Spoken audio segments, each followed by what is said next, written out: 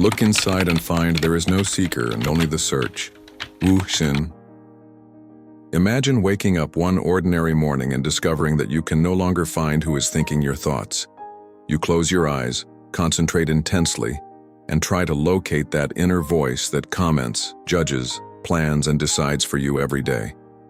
But when you really look for it, when you try to catch the thinker behind each thought red-handed, something extraordinary happens. It simply isn't there. It's like trying to bite your own teeth. You know they exist, you feel them, but when you try to reach them directly, it always escapes. Every attempt to find the I that thinks, you find only more thoughts. Thoughts about thoughts. Thoughts about who is thinking. Thoughts about the impossibility of finding the thinker. It's an infinite chase where the hunter and the prey are the same person, and neither can be captured. Have you ever wondered who that voice is that never stops talking in your head? The one that comments on everything, has an opinion about every situation, creates elaborate stories about the past and future? That intimate voice you consider to be you, but which paradoxically, you can also observe as if it were someone else. How can it be that you are simultaneously the observer and the observed, the thinker, and the one who watches the thoughts? This is not an abstract philosophical exercise. It's an urgent and disturbing investigation into the nature of your own identity. Because if you can't find who is thinking your thoughts, who exactly are you? And if that inner voice you call me is just another thought appearing in consciousness, then where is the real you? Most people live their entire lives without questioning this fundamental premise. We automatically assume that we are our thoughts, that our identity is built by this constant, internal narrative. We identify completely with this mental voice, as if it were the essence of our being. But what if this identification is the greatest illusion of human experience? Think about it. Can you stop thinking? Can you choose exactly what the next thought will be? Can you determine when a thought will appear or disappear?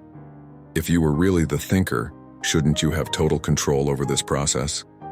But the truth is that thoughts simply arise, like clouds in the sky of consciousness, without you having any control over their origin or destiny. This creates a disconcerting paradox.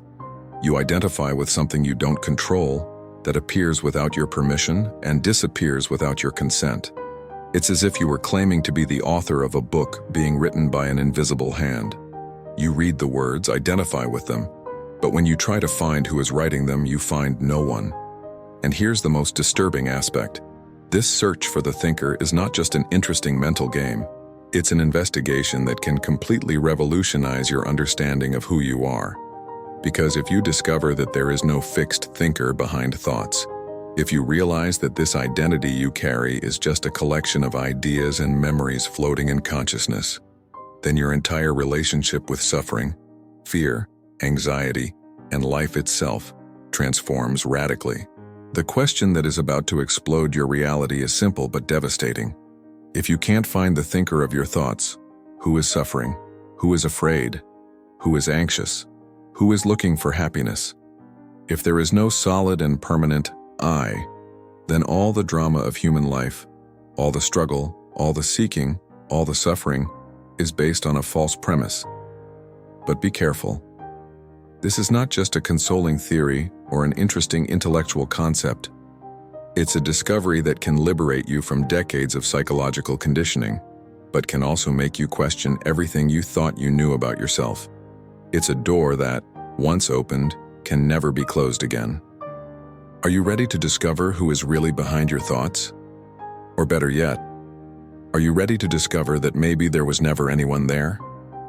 This fundamental illusion, the unshakable belief that there exists a solid and permanent I behind each thought, is not an accident of human nature. It's the product of millions of years of psychological evolution, cultural conditioning, and a desperate need for survival that created the greatest farce of conscious experience. Carl Jung perceived this when he described the ego as a complex constellation of psychic contents that masqueraded as a unified entity. He knew that what we call I is, in reality, a fragmented collection of memories, desires, fears, and identifications that temporarily group together to create the illusion of continuity. Like a movie that seems to show continuous movement but is just a sequence of static images projected rapidly, our identity is a series of moments of consciousness that succeed each other so quickly that we create the fiction of a permanent I. But why is this illusion so powerful? Why is it almost impossible to be detected by most people?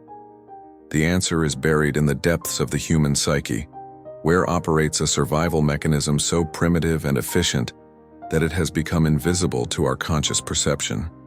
Friedrich Nietzsche intuited this truth when he declared that there are no facts, only interpretations. He recognized that what we call reality is in fact an elaborate mental construction, a narrative we create to make sense of the chaos of experience. And at the center of this narrative is the protagonist, the I.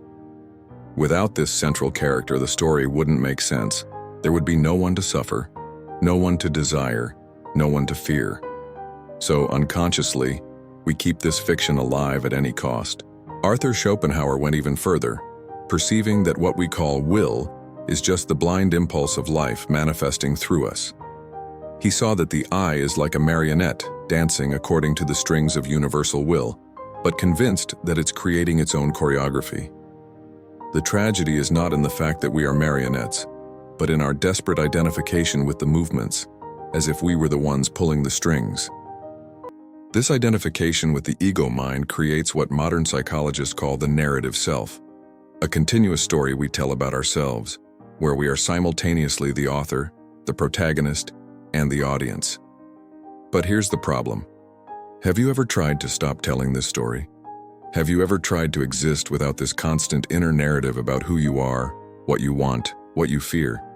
It's impossible, and this impossibility reveals something deeply disturbing about the nature of human experience. We don't exist independently of the story we tell about ourselves. Remove the narrative, and the narrator disappears. Stop thinking about who you are, and you simply aren't there anymore.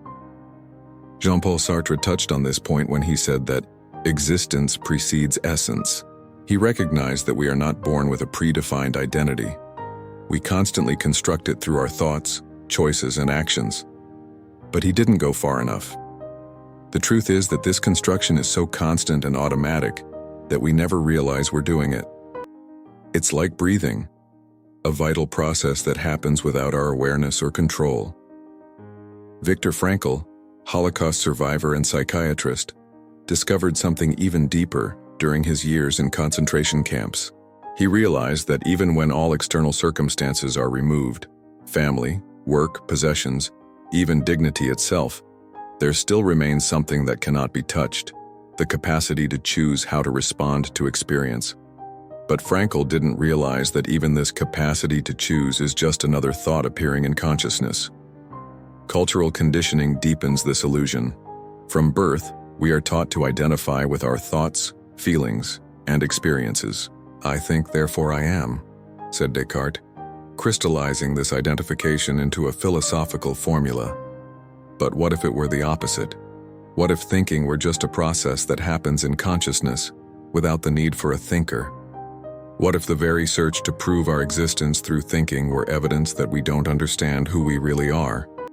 Aldous Huxley, through his experiences with altered states of consciousness, glimpsed this truth. He realized that what we call I is just a contraction of consciousness, a self-imposed limitation that makes us forget our broader nature.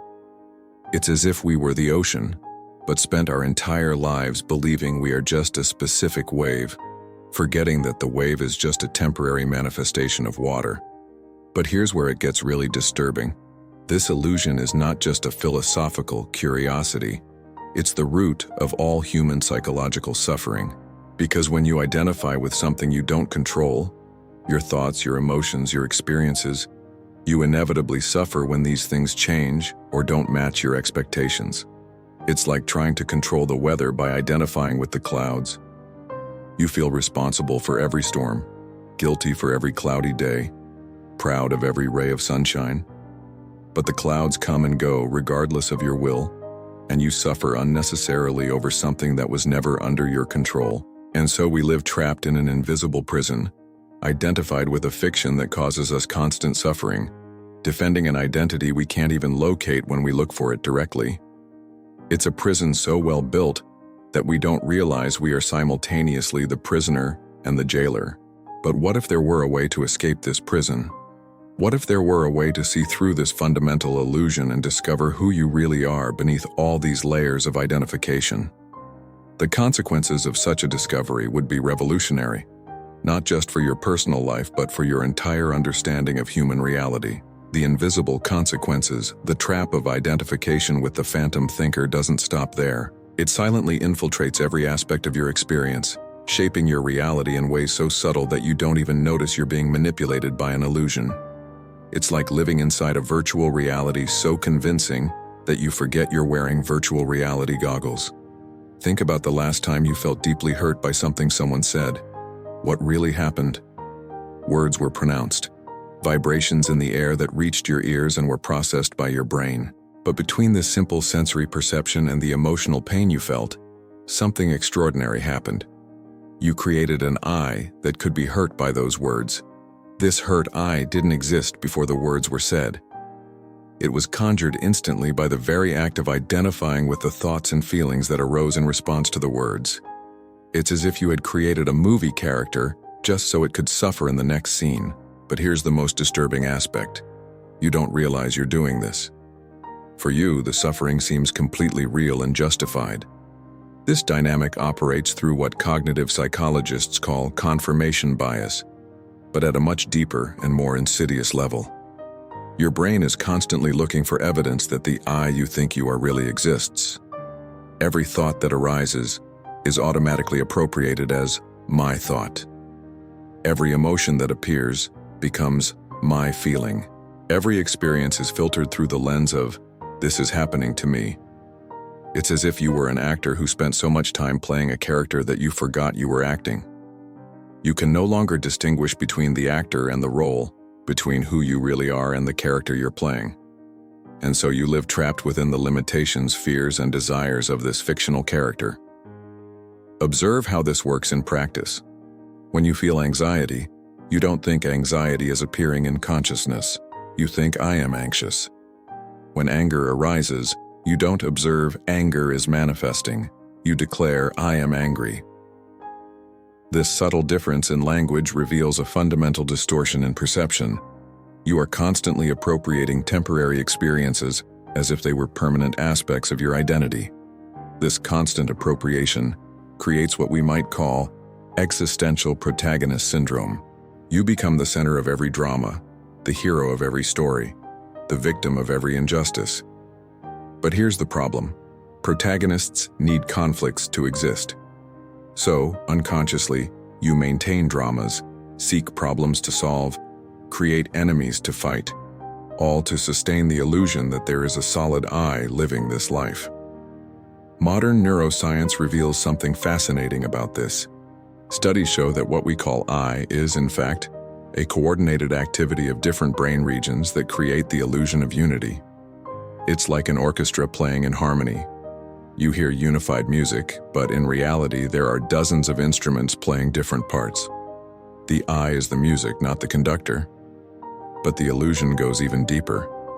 It affects how you relate to time. The I needs continuity to seem real, so you constantly create connections between the past and future. You can't simply exist in the present moment because that would reveal that there is no consistent I to be found. There is only experience happening now. That's why you live constantly in psychological time, lamenting the past, planning the future, comparing, judging, hoping. The present moment is haunted by the ghostly presence of an I that supposedly experienced the past and will experience the future. But when you really look for this I in the present moment, all you find is the search itself. This temporal dynamic creates a particular form of suffering that is uniquely human, existential anguish. You suffer not just with what is happening now, but with what happened before and with what could happen after. You multiply suffering through time, creating past and future versions of yourself that can also suffer. It's as if you were carrying not just your current weight, but also the weight of all past versions of yourself and the anticipatory anxiety of all future versions. You become a psychological atlas, carrying the weight of multiple temporal identities on your back. And there's more. This identification with the phantom thinker creates what we might call ontological hunger, a hunger for being that can never be satisfied, because you're trying to feed something that doesn't exist. It's like trying to fill a hole that has no bottom. No matter how much success, love, recognition, or experience you obtain, the I that should be nourished by these things remains eternally unsatisfied. This explains why extremely successful people often report feelings of emptiness and lack of meaning.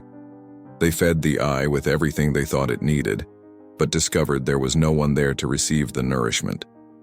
It's like preparing an elaborate banquet for a guest who never arrives. Modern society exacerbates this dynamic by creating an entire culture based on maintaining and glorifying the ego. Social media, consumer culture, competitiveness, all of this feeds the illusion that there is a solid I that needs to be protected, promoted, and satisfied. But the more you feed the illusion, the more it grows, and the more you need to feed it. It's a vicious cycle that keeps billions of people trapped in an infinite search for something that can never be found, because the one who is searching is exactly the illusion that needs to be seen through. You are looking for yourself, but who is looking? And so, you remain trapped in this bizarre cosmic dance. Simultaneously the seeker and the sought, the problem and the solution, the question and the answer. But what if there were a way to stop this dance? What if there were a way to exit this labyrinth of psychological mirrors and discover what remains when all seeking ceases? The rebellion. How to break free. The revolution begins with a question so simple it seems obvious, but so radical it can explode your entire reality. Who is aware of the thoughts? Not who is thinking. That question keeps you trapped in the illusion, but rather, who is aware that thoughts are happening? Who observes the arising and disappearing of each thought? Who witnesses this constant flow of mental activity without ever being touched by it? This is the inversion that changes everything. Instead of identifying with the content of consciousness, the thoughts, emotions, sensations, you begin to recognize yourself as consciousness itself, in which all of this appears. It's like discovering that you are not the movie projected on the screen, but the screen itself. Unchanging, always present, witnessing everything without ever being affected by what it witnesses. The Buddha discovered this 2,500 years ago when he realized that suffering arises from identification with that which is impermanent. But he went beyond simple philosophical observation. He developed a practical method for this revolution of perception. He called it mindfulness, but not in the superficial sense as it's commonly understood today. He was referring to the capacity to remain as pure consciousness, witnessing the arising and disappearing of all mental phenomena without identifying with any of them. Ramana Maharshi, the Indian sage, perfected this method with a devastatingly simple question: who am I? But his genius was in the approach. He didn't want an intellectual answer. He wanted you to investigate directly, to look and see for yourself. Every time you answered, "I am this" or "I am that," he would ask, who knows that you are this? Who is aware that you are that? It's an investigation that systematically destroys every identification until you realize that there was never anyone to be found, only pure consciousness, empty of any fixed content, but vibrant with the capacity to know everything. Modern quantum physics has arrived at a parallel conclusion through a completely different path. Max Planck, the father of quantum theory, declared, "I regard consciousness as fundamental. I regard matter as derived from consciousness." He realized that the very act of observation affects reality at the most fundamental level, suggesting that consciousness is not a byproduct of matter, but the foundation upon which all experience is based. But this is not just an intellectual realization. It's a radical shift in how you experience life moment to moment. Instead of living as a separate ego having experiences, you begin to recognize that you are the very experience happening. There is no one observing. There is only observation. There is no one conscious, there is only consciousness. Eckhart Tolle described this shift as awakening to the present moment. But he wasn't talking about paying more attention to things. He was pointing to the recognition that you are the timeless presence in which all temporal experiences appear and disappear. The present is not a moment in time. It's the eternal consciousness that witnesses all moments. The practical rebellion begins when you stop feeding the ego narrative. Instead of thinking, I am angry, you simply observe, anger is present. Instead of, I am worried, you recognize, worry is arising. This subtle shift in language reflects a profound revolution in perception. You stop appropriating temporary experiences as aspects of your permanent identity. But beware, the ego is extraordinarily intelligent. It will try to appropriate even this realization. You might start thinking, I am enlightened, I get it, I am pure consciousness. This is just the ego wearing spiritual clothes. True realization has no one to claim it.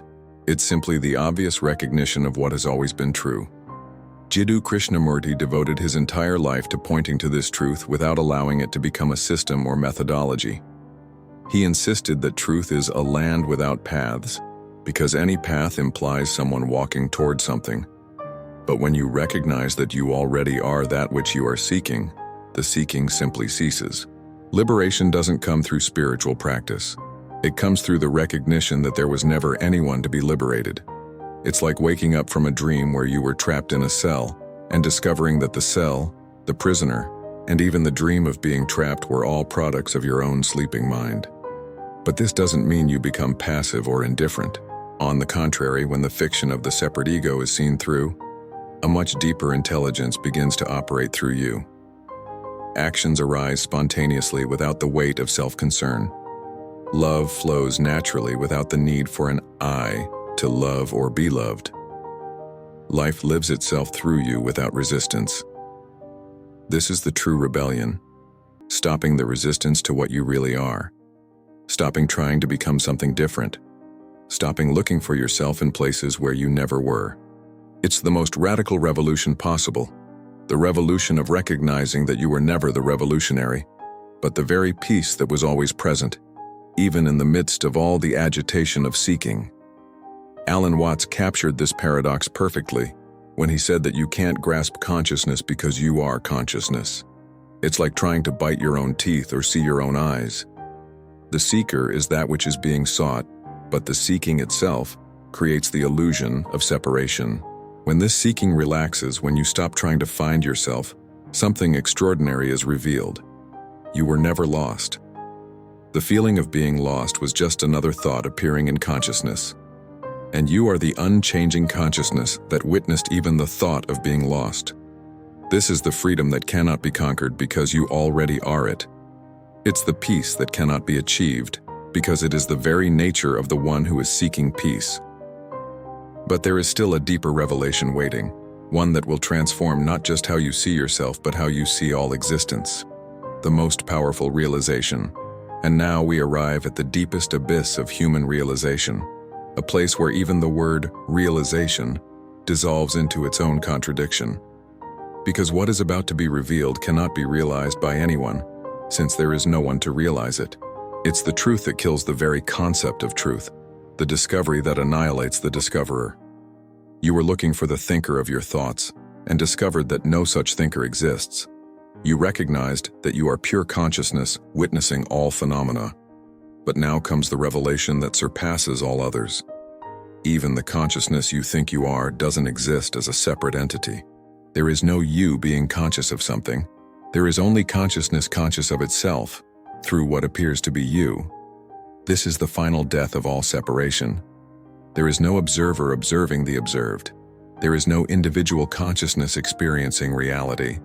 There is only one infinite consciousness appearing as the totality of existence, including the apparent sensation of being an individual person reading these words in this moment.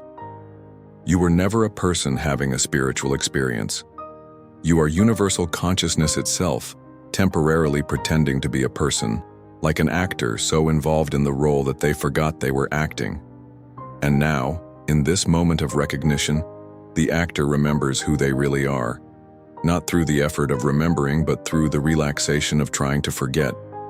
This is the realization that mystics throughout history have tried to transmit through paradoxes and apparent contradictions.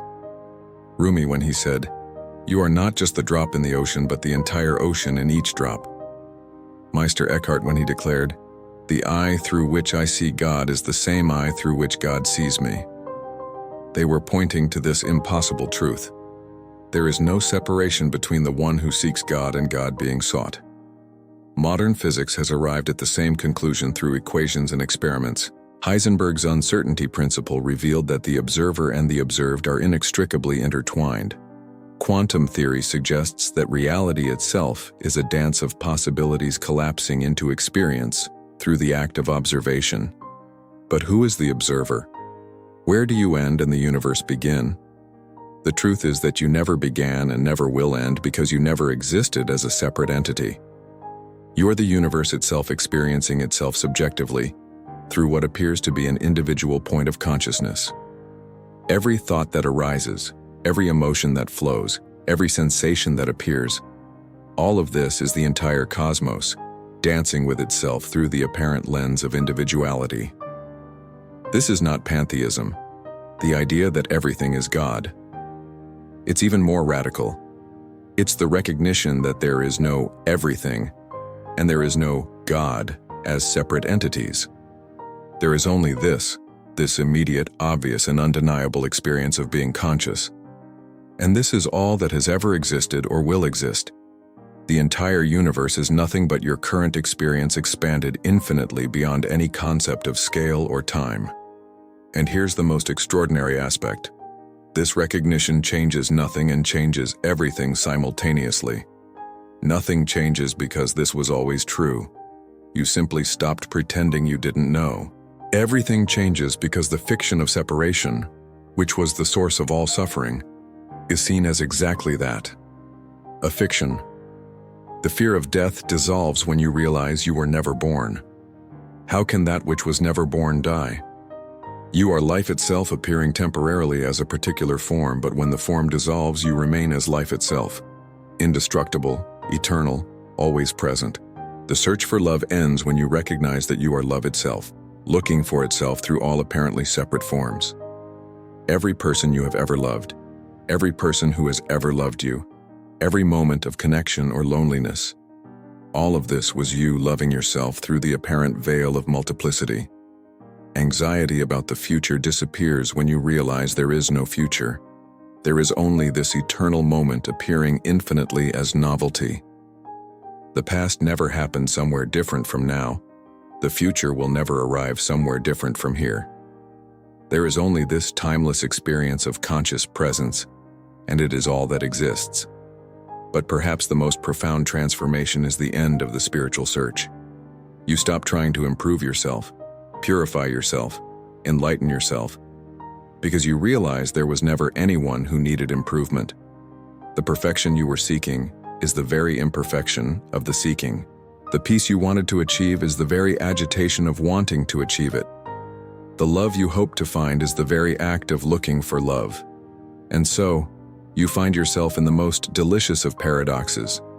You are simultaneously no one and everyone, empty and full, lost and found, seeker and sought, question and answer. You are the mystery that cannot be solved, because you are both the mystery and the one trying to solve it. This reading, this understanding, this moment of recognition is not happening to you. It's happening as you.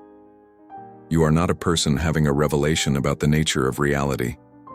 You are reality itself, recognizing its nature through the apparent veil of personhood. And when this understanding deepens, not through effort, but through the relaxation of all effort, something indescribable happens. It's not an experience you have, but the dissolution of the one who could have experiences. It's not a state you attain, but the recognition of what never left. It's not a realization you conquer, but the remembering of what never forgot. You always knew this. From the first moment of consciousness, this truth was present, not as intellectual knowledge, but as the very act of being conscious. You simply stopped pretending you didn't know. And now, as you reach the end of this investigation, you can finally stop looking for the thinker of your thoughts, because you have discovered something infinitely more extraordinary. You are thought itself thinking itself, consciousness itself knowing itself, life itself living itself. The search is over not because you found what you were looking for, but because you realized there was never anyone searching. There is only this, pure, obvious, undeniable, and this is all you have ever been and ever will be. Welcome to the end of the path and the beginning of the walk. Welcome to the end of the search and the beginning of the discovery. Welcome back home to the place you never left.